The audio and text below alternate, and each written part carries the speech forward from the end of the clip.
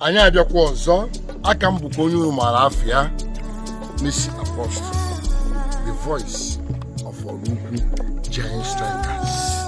Oformata Igwe giant striker nke Orajkwu. Anyị bịara ebe a ka anyị rekọdụ ụzọ Dr. Oformata Onuora Nzakonobi na Orajkwu na-alụrụ ndị AMAEZE Orajkwu. Ọ AMAEZE ka a na-alụrụ ya mana Orajkwu ka a na-alụrụ ya maka na AMAEZE dị mma Orajkwu adị mma. Anyị wee na-ekene Dr. Oformata maka nnukwu ego o wepụtara wee nye injinia Morgan ka o wee na-alụ ụzọ a. Nke a bụ projekti Dr. Onuora. Yes, ebe a bụ Dr. Onuora Oformata. Okay, yeah. Nzakonobi. That's why it's okay. O bidoro ebe a na Buza Road a wee pụta the other Buza Road. Okay.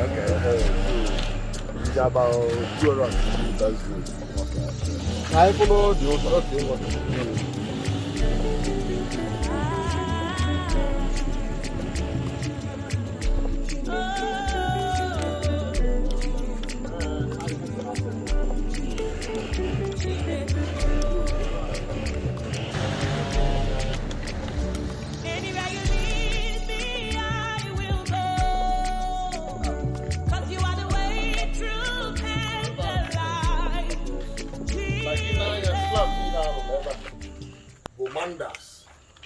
Ọkụ onye bụ onye ọ sị ka sọpọtụ onye eji alụ ụzọ ma street light anya trip street light na akpọ Mandas na ya ka o wee sọpọtụ ya na ihe na-alụ dị obi mma maka ụzọ ya kwesịrị ịlụ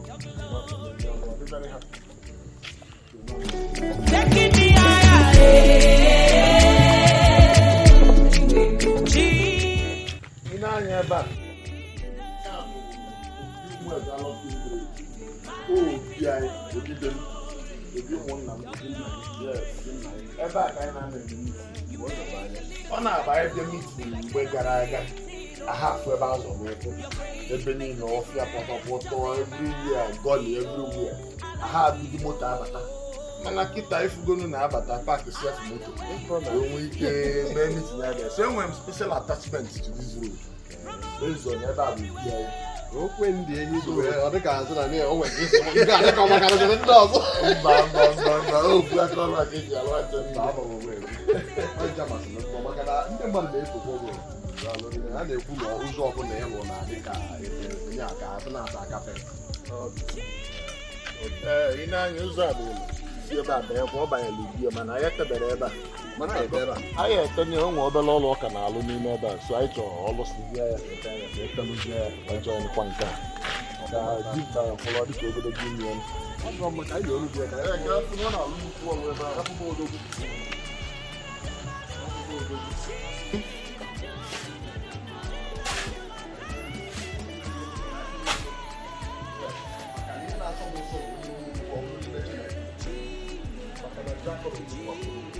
nnukwu odogwu ịma na ọdụ nwoke ka ọkwa ọgụ nwoke ka nwanne m nwoke efere ife anyị ekwu mgbe alụsịala ebe a niile onye ọbụla na-alụ nke edozi ebe ọ dị mma anyị enwezi ike bido ebe a tele ya wee pụwa ilo ọbịa dị ife ọ na-edozi ibu ya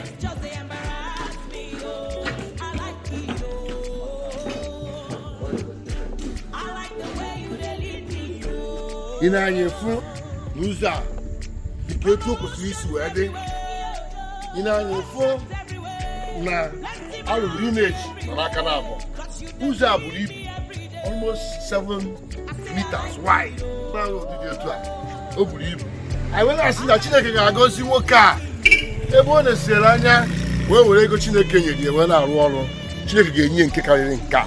Anyị na-ekenekwa Igwe Chinyereze onye ọ bụ maka ya ka ndị Orajkwu ji ewelata akụ ha ụlọ akụ ruo ụlọ initiative no road left behind initiative Orajkwu eto ego dike initiative join together for Orajkwu perfection ka Chineke n'eziokwu na-arụ